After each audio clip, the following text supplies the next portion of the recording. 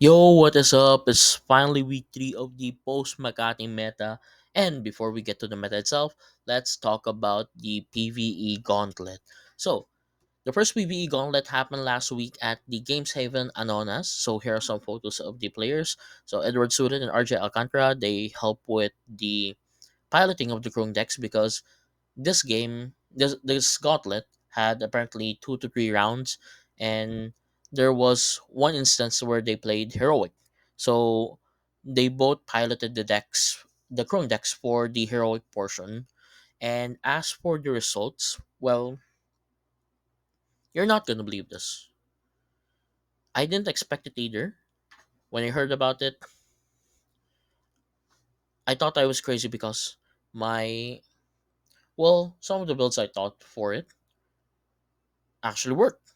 So as for the results, here are the first leg results.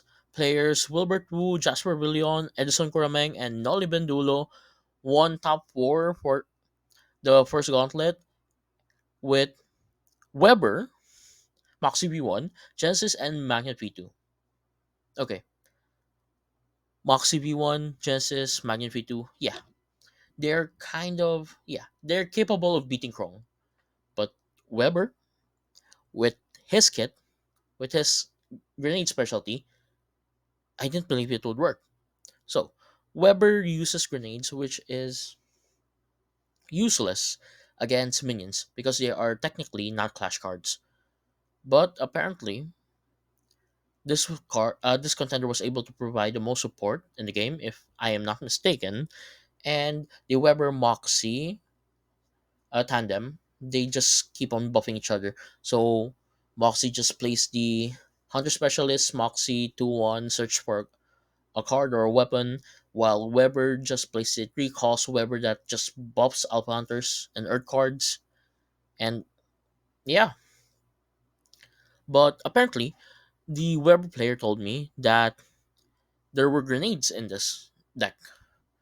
Like, he used grenades. So I don't know what he did, whether he was able to attach the grenade to, well, his teammates and buff them up in some way or another. Well, I don't really know. I didn't get to play, and I still don't know how the point system goes. So, point allocation: Wilbert Wu had 68, Jasper Villion 47, Elson Corameng with 39, and Nolly Bendulo for 28. I don't know how the points were allocated. I didn't get to play, and they won't tell the players who didn't get to go. So when I finally get a chance to play, I'll be telling you all about, well, how it works. But that is a thing for the future. I still can't believe that Weber won. Weber got first place. I did have some ideas about using Weber,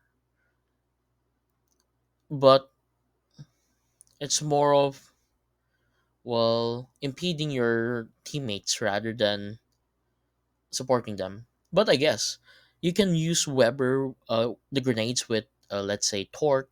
So frag grenades, concussion, no, not concussion, frag grenades, and the incendiary grenade. You can use that with torque and to buff or to for defense, and pestilence with, I would say, frag grenade that can return the card to the top, so you can just play it over and over. So you can just keep on debuffing. But those are my thoughts. Not sure how the actual build goes, how it's actually being piloted, but I'm quite excited to see how this plays out. Anyways, post Makati meta report. So, there were a total of 25 games recorded, and that was seen the most from the 25 games. Yes, just goes to show that without any gimmicks, without anything, it's purely death. Followed by Thor, Magnet V2, Genesis, Haven.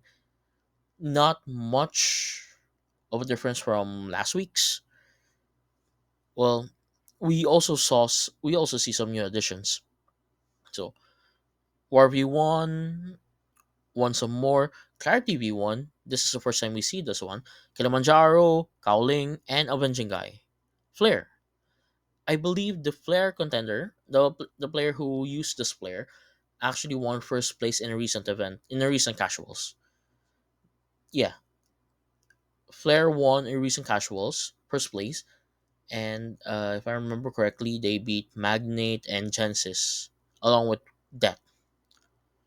So I'm quite curious about how this goes, but it's most likely a red supernova.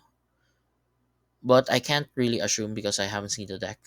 I'm quite excited though because this is the first time we've ever saw a flare up to the meta board, which is surprising. And seeing all of these quote unquote weak contenders, not weak, more like unused contenders, it brings a smile to my heart. Seeing these contenders, if I only had more pieces, maybe I would have done different builds. But it is what it is. I use what I have. But damn, Cowling, Kilimanjaro, Avenging Guy, Flare, those are previous bounties. No, not Kilimanjaro. Cowling, Avenging Guy, and Lin. There were previous bounties, and we're seeing them now in the meta board.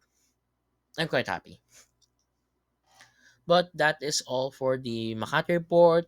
We have some more news, which one of them being the second gauntlet of the PvE. So the second gauntlet will be happening this Friday again. They'll be doing it every Friday. This time at Cafe Luntian, which is at Las Piñas, which is quite far. Yeah, it's quite far. That's all I can say. So this is the second leg. Uh, if you remember the point system, they will be updating itself over time. Players who get to play or don't get to play, it will affect their points. So how will the champion be chosen? Again, highest points will be the champion and be given the League of Champions seat for, well, next year. Aside from that, we also have an awakening this Saturday at the Happy Hentai that is at Caloocan. Yes, Highview Homes, Congressional Road, Bagombong, Caloocan City. That is on October 18, Saturday, 1 p.m. And, well, can't wait to see how this awakening will turn out.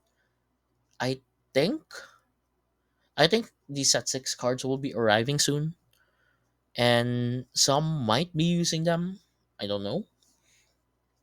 Speaking of, set 6 will be.